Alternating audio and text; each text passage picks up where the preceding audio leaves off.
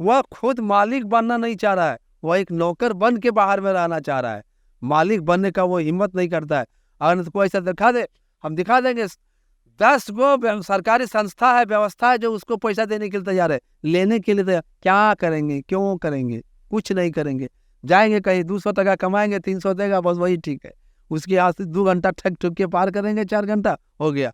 यही जो भी आज के नौजवान जो है उसका मेंटेलिटी यही खराब हो चुका है।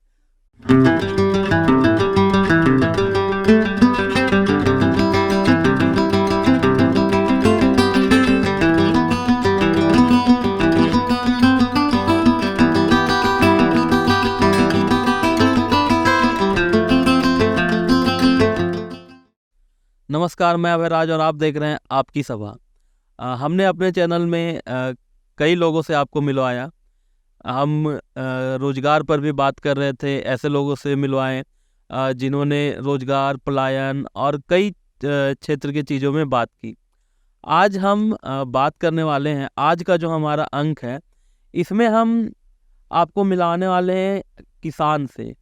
वो किसान जो हमारे लिए अन्नदाता हैं, वो हमारे लिए भले ही वो अपने लिए मेहनत करते हैं, लेकिन उनका जो मेहनत का फल है, उनके कारण हमारा जो जीवन है वो चल रहा है। तो इस वीडियो का जो हमारा मोटो है वो है कि जो युवा है, जो कुछ पैसों के लिए अपने घर की खेती बाड़ी छोड़कर शहर की ओर पलायन करते हैं और वहाँ बहुत ही कष्ट में अपना जीवन व्यतीत करते हैं। हम आपको आज मिलवाएंगे उनसे जो बस खेती करके अपना जीवन एक अच्छे स्तर पर अपना जीवन जी रहे हैं। तो शुरुआत करते हैं। क्या नाम है भैया आपका? मेरा नाम दिनेश प्रसाद वर्मा हुआ जी। वो मेरा घर दासडी है जी, और हम अपने खेत में आज हैं और हम अपने ही खेत में काम धंधा करते हैं, खेती बाड़ी उपजाते हैं और जिससे अपना गुजर बसर भरण पोषण अच्छी तरह से कर लेते हैं। तो कितना उम्र है अभी आपका? मेरा उम्र लगभग 48 साल हो रहा है जी, 48 साल अभी आपका उम्र है। और लगभग कितने सालों से आप खेती में हैं? अरे खेती में हम तो शुरू से खेतिए में हैं जी। तो 1988 में हम बोर्ड का एग्ज़ाम दिए थे और 91 से हम खेती में उतरे इस कृषि कार्य में। हमारा पढ़ाई लिखाई नहीं हो पाया, घर का आर्थिक स्थिति खराब होने के कारण। तो हमने सोच लिया कि अगर यदि हम बाहर पलायन करते हैं तो वहाँ पराधीन रहना होगा। यह स्वाधीन है खेती, स्वतंत्र है खेती। खेती से हम जो भी कुछ पैदा करते हैं वो संतोषजनक होता है, अपना खेत का अन्न होता है, अपना खेत का फल होता है, अपना खेत का सब्जी होता है, उसको खाते हैं और हम अपना पूरा परिवार के साथ खुशी राजी से व्यतीत कर रहे हैं। इस खेती बाड़ी से आज अगर यदि देखा जाए तो अगर यदि बाहरी पैसे सरकारी वेतन के अनुसार से जो पूर्वज का खेती बाड़ी था उस समय के अनुसार से अभी का खेती बाड़ी यदि उस स्थिति से करे तो आज बेनिफिट नहीं होगा। तो आज का खेती जो है थोड़ा वैज्ञानिक तकनीक से यदि जो करते हैं उसी को ज़्यादा बेनिफिट होता है। और अगर यदि पुराना धान जो होता था हमारा खानदानी, आज वो धान का खेती करेगा तो उसको बेनिफिट नहीं होगा, क्योंकि वो धान जो है बहुत उसका पैदावार कम था और आज नया वैज्ञानिक तकनीक में जो हाइब्रिड धान आया उसका पैदावार ज़्यादा होगा। तो खेती में नुकसान नहीं है। अगर यदि पुराने तरीके से लोग बागवानी करेंगे तो भी फायदा नहीं है, पुराने तरीके से सब्जी करेंगे वो भी फायदा नहीं, क्योंकि मजदूरी का रेट बढ़ गया है। और मजदूरी का रेट को देखते हुए वैज्ञानिक तकनीक को लाना है। जहाँ मजदूर है वहाँ औजार का उपयोग किया जाए मशीनीकरण से, और मशीनीकरण से करने से खेती में ज़्यादा पैदा होता है। अभी हमने आलू का खेती किए हुए हैं जो सारा ड्रिप इरिगेशन से किया हुआ है। वो इसके बारे में बताएं। वो टपक सिंचाई है, बूंद बूंद सिंचाई। अगर यदि एक एक बच्चा को हॉर्लिक्स ग्लूकोज का घोल में यदि डुबा दिया जाए तो वो स्वस्थ नहीं हो सकता है जी। उसको चम्मच से थोड़ा थोड़ा यदि उसको पिलाया जाए तो वह स्वस्थ रह सकता है। बस उसी प्रकार से हमारे जमीन को सारे तत्व को एक साथ मिला के पानी के साथ यदि उसको हम बूंद बूंद में दें तो वह ज़्यादा स्वस्थ और ज़्यादा बेनिफिट होता है। तो इस तकनीक के बारे में आपने कहाँ से सीखा, या आइडिया कहाँ से आप? यह तकनीक के बारे में हम सीखे, हम एक बार कृषि विभाग के द्वारा मुझे छत्तीसगढ़ ले जाया गया था दिखाने के लिए, और रांची का जो कृषि विश्वविद्यालय है वहाँ हमें दिखाया गया था, वहाँ हमें प्रशिक्षित किया गया और दिखाने के लिए छत्तीसगढ़ हम गए, और छत्तीसगढ़ में जाने के बाद वहीं से देख के आए और आज अपने फार्म पर कर रहे हैं। जो कि एक आदमी अकेले 10 एकड़ में खेती कर सकता है जिसे बिना मजदूरी का, कोई लेबर का जरूरत नहीं है। तो अगर अभी का कोई युवा अगर वो ट्रेनिंग लेना चाहे जिसके बारे में आप बात कर रहे हैं, तो वो कैसे संभव है? उसके लिए ट्रेनिंग लेना चाहे तो उसके लिए ट्रेनिंग का हम उसको प्रशिक्षित कर देंगे, उसके लिए हम उसके लिए ट्रेनर की व्यवस्था कर देंगे। उसके लिए जो ट्रेनिंग लेना चाहेगा उसके लिए तो व्यवस्था है, गवर्नमेंट के पास भी है, और गवर्नमेंट के पास नहीं तो मेरे पास है। हम उसके लिए ड्रिप कहाँ से उपलब्ध होगा, उसका ज़मीन में कैसे होगा, उसका फसल उत्पादन कैसे बढ़ेगा, उसके लिए हम उसको प्रशिक्षित कर देंगे। जहाँ हमने पहले प्रशिक्षण लिया 8 दिन का, वो प्रशिक्षण था एग्रीकल्चर ऑफ डेवलपमेंट यूनिट। यह कृषि क्षेत्र को एक औद्योगिक क्षेत्र में कैसे बदला जा सकता है, डेवलप कैसे किया जाए, उसके लिए 8 दिन का हमने प्रशिक्षण लिया। और 8 दिन के अंदर में 8 दिन के दौरान में हमने कृषि के क्षेत्र में, बागवानी के क्षेत्र में, पशुपालन के क्षेत्र में, सारे क्षेत्र में हम प्रशिक्षण लिए, और सारे क्षेत्र को आज धीरे धीरे अपना धरातल पर हम उतारने रहे। तो अभी आप लगभग कितनी भूमि पर खेती करते हैं? अभी 10 एकड़ पर मेरा खेती हो रहा है। तो क्या क्या जैसे उसमें उपजाते हैं, सीजन वाइज या उसमें कैसे? सारा कुछ होता है। शुरू होता है जब खरीफ में तो मकई से, और अंत होता है जब गर्मा में तो लत्तर का जो हम लोग जेठुआ बोलते हैं, कद्दू खीरा नेनुआ से। बीच में आलू हो गया, बैगन हो गया, टमाटर हो गया, झिंग हो गया, बीन्स हो गया। उसके बाद गर्मा में करेला हो गया, कद्दू हो गया, झींगा, कोहड़ा, सारा सब्जी पैदा होता है मेरे यहाँ। तो अभी वर्तमान में आप क्या क्या लगाए अपने खेत में? हमारे खेत में अभी लगा हुआ है, आलू लगा हुआ है, टमाटर लगा हुआ है, बैगन लगा हुआ है, मटर लगा हुआ है, बीन्स लगा हुआ है, चना लगा हुआ है, सारा कुछ लगा हुआ है। सारे के सारे हम ड्रिप पर खेती करते हैं। चूंकि ड्रिप में क्या होता है कि पानी का बचत, पौधा का अधिक पैदावार, मजदूरी का बचत, सारे तरह से यह बेनिफिट देता है। जिस जगह पे हमको 1 लीटर पानी का जरूरत जहाँ है वहाँ मात्र 300 ml पानी में काम होता है, यानी कि 1/3। ड्रिप में 1/3 पानी ही खर्च होगा। जहाँ 1000 लीटर पानी का जरूरत है वहाँ 300 लीटर पानी में ही काम उमरा हो जाएगा। इतना कम खपत है। उसमें 3 फायदा है। पानी पटाने के लिए जो पटवन के लिए व्यवस्था होता है, लेबर, वो बचत है। उसमें खरपतवार जो निकलता है वो बेनिफिट है। उसमें खाद जो डाला जाता है, अगर यदि हम उसको उर्वरक डालते हैं, चाहे तो केमिकल हो चाहे तो ऑर्गेनिक हो, अगर यदि हम उर्वरक को डालते हैं तो कुछ ऊपर हवा में चल जाता है, कुछ पानी में बह जाता है, कुछ माने 1/3 ही पौधा ले पाता है। लेकिन यदि हम ड्रिप में लगाते हैं तो वह 90% वो पौधे को मिलता है, चूंकि पानी में घोल के डायरेक्ट उसके जड़ तक जाता है। जिस तरह से एक बच्चे को चम्मच से दूध और हॉर्लिक्स पिलाया जाए, उसी तरह से ये पौधे को सारे तत्व, उसका सारे जो तत्व है वो उसके जड़ तक जाता है। तो भैया इतने बड़े जो क्षेत्र है उसमें आप खेती करते हैं, तो प्राकृतिक खाद का इस्तेमाल करते हैं कि फिर क्या केमिकल का यूज करते हैं? देखिए, अभी आज से पहले जो है हम इसमें खेती कर रहे हैं 2005 से आज तक खेती चल रहा है, जो कि मेरा केमिकल चल रहा था, माने रासायनिक खेती। अब हम ऑर्गेनिक की ओर कदम रखने जा रहे हैं। इस बार हमने शुरुआत की है और आने वाले 3 साल में मेरे सारे फसल ऑर्गेनिक हो जाएंगी।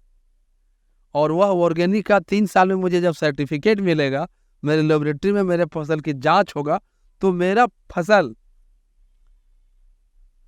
जो अन्य फसलों से दुगुना दाम में बिकेगा। जो लेने के लिए ग्राहक तैयार है, लेकिन देने के लिए लोग किसान नहीं है उसका। तो ऑर्गेनिक खेती को करने में लोग परहेज करते हैं, क्या होता है उसका जो ऑर्गेनिक खेती वो किसी तरीके से महंगा पड़ता है, क्या होता है? नहीं, अगर यदि वो ऑर्गेनिक खेती हम यदि करते हैं और वैज्ञानिक तकनीक से चलेंगे तो कोई महंगा नहीं है, बिल्कुल सस्ता है। इस खेती से सस्ता है। जहाँ अभी हम दवा का उपयोग करते हैं, वो दवा हमको कम से कम 1,000 रुपये लीटर से लेकर के 5,000 रुपये लीटर तक खरीदना पड़ता है, जो कीटनाशक और फलवर्धक। लेकिन ऑर्गेनिक का दवा हमको मात्र 300 रुपये लीटर में उपलब्ध हो जाएगा। तो वो सस्ता है, महंगा नहीं है। रह गया उत्पादन का बात। जिस जमीन में अगर ये केमिकल का उपयोग हो चुका है, तो उसको जमीन में केमिकल को हटाने के लिए, रासायनिक हटाने के लिए, ऑर्गेनिक लाने के लिए कम से कम 3 से 3.5 साल का समय लगेगा। माने तीसरा साल तो उम्मीद है सही सलामत हुआ तो तीसरा साल में फायदा होगा। अगर इसमें कोताही किया गया तो चौथा साल होगा। तो और जिस ऑर्गेनिक दवा का बात कर रहे हैं, क्या वो मार्केट में आसानी से उपलब्ध हो जाता है? मार्केट में आसानी से उपलब्ध हो जाएगा। उसके लिए व्यवस्था किया गया। ऑर्गेनिक जो है, एगो ऑर्गेनिक कृषि समूह है, उससे हम जुड़े हुए हैं। अगर ये हमसे ऑर्गेनिक दवा के बारे में कोई पूछे, उसका कोई दवा का उपयोग करना चाहे, वह दवा का हम उपलब्ध भी करा सकते हैं।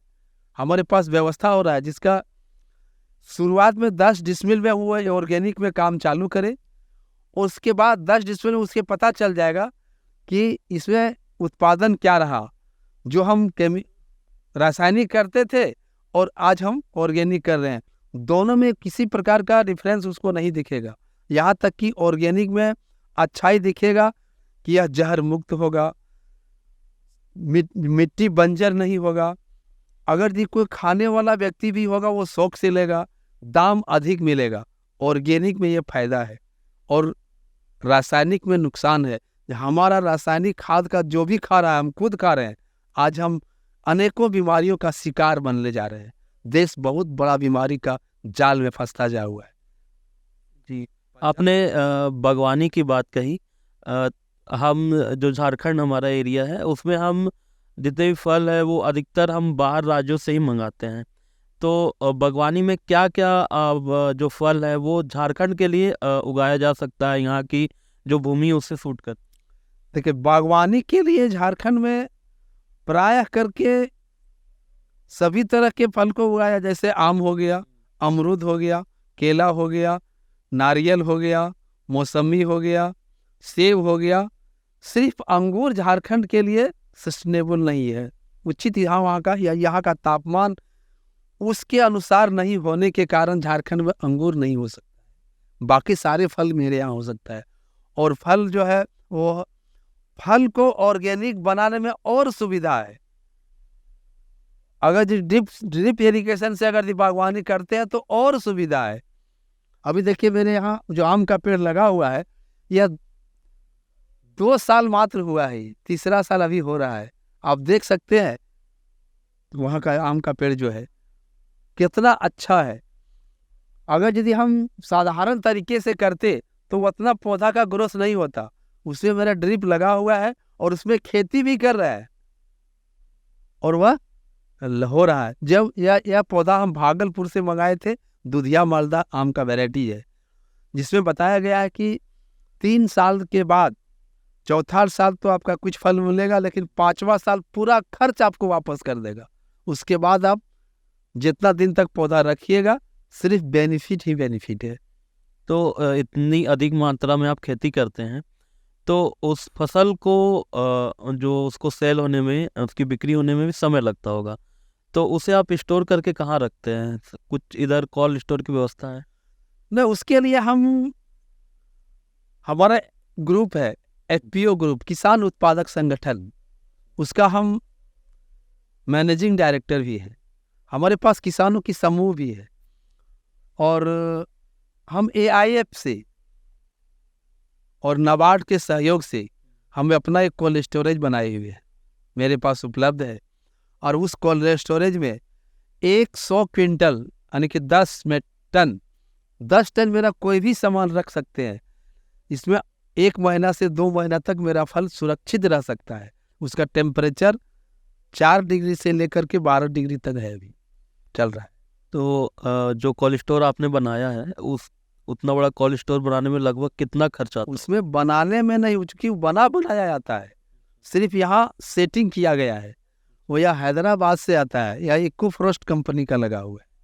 तो कितना खर्चा आ जाता है उसको? वो कुल मिला के 13 लाख का था, जिसमें 8 लाख रुपया मुझे सेल्को फाउंडेशन के द्वारा अनुदान दिया गया था, और 5 लाख रुपया बैंक ऑफ इंडिया के द्वारा ऋण के रूप में स्वीकृत हुआ था, जिसको मैं अभी पूरा कर रहा हूँ। तो ऋण के बारे में आपने बात किया, तो एज अ फार्मर जब आप बैंक जाते हैं तो आपको ऋण मिलने में कितनी आसानी होती है या फिर दिक्कतें आती, वो बताइए। तो देखिए, फार्मर अगर दीदी स्वयं जाता है तो उसको ऋण देने में बैंक कोताही करता है, लेकिन फार्मर अगर यदि ग्रुप से अगर ऋण लेना चाहे, जैसे मेरे यहाँ फार्मर प्रोड्यूसर कंपनी बना हुआ है, रजिस्टर्ड कंपनी मेरा है, जो मेरे कंपनी में जुड़ा हुआ रहेगा, किसी भी फार्मर को अब मैं अपना कंपनी का मोहर के साथ यदि उसका फार्म हम बैंक भेज देंगे, तो बैंक उसको ऋण देने में किसी प्रकार का कोताही नहीं बरतेगा, न ही उसका बैंक की अकाउंट ओपनिंग करने में दिक्कत होगा, कुछ नहीं।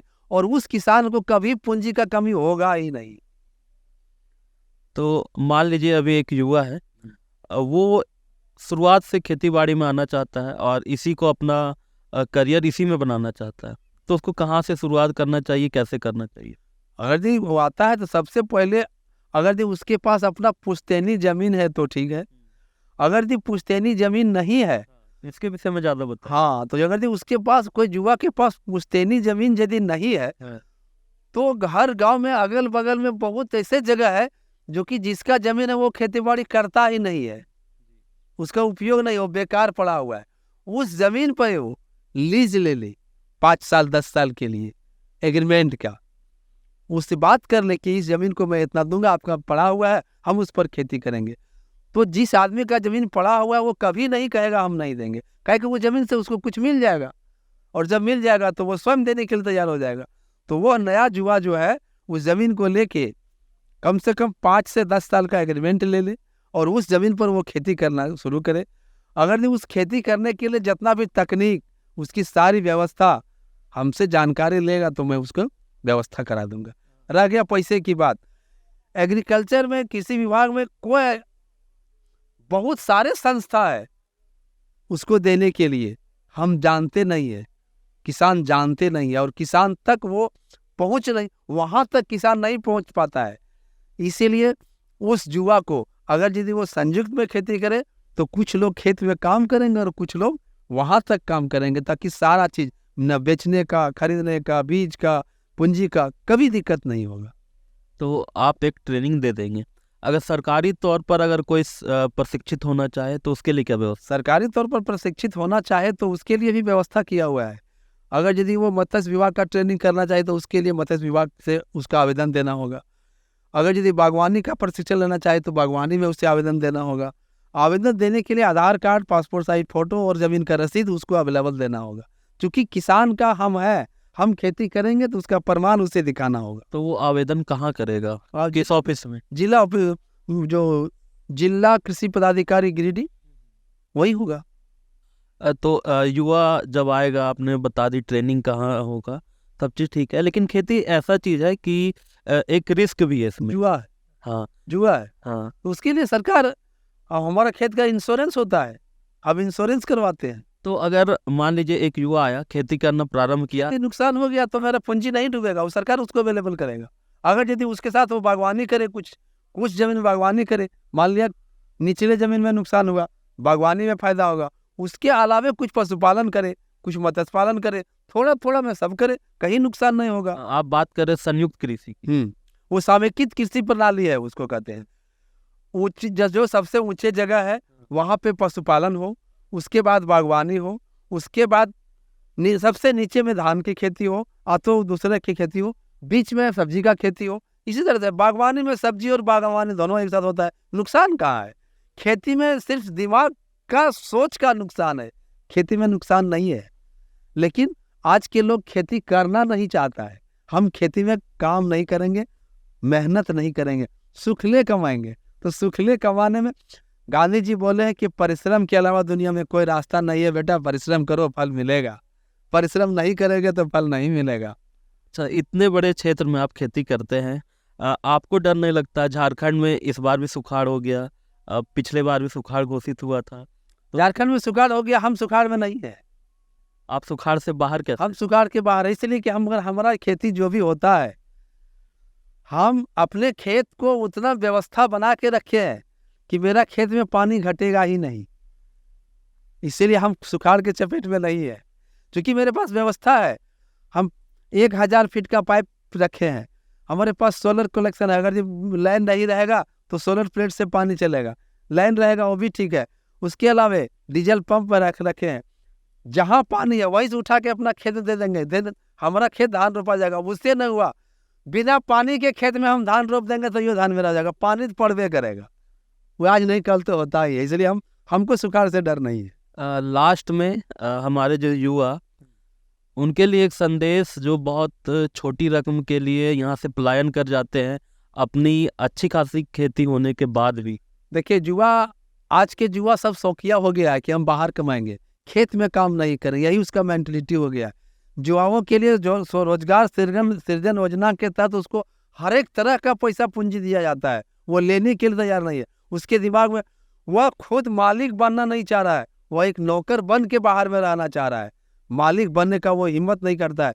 अगर कोई ऐसा दिखा दे, हम दिखा देंगे 10 गो सरकारी संस्था है, व्यवस्था है जो उसको पैसा देने के लिए तैयार है, लेने के लिए तैयार। क्या करेंगे, क्यों करेंगे? कुछ नहीं करेंगे।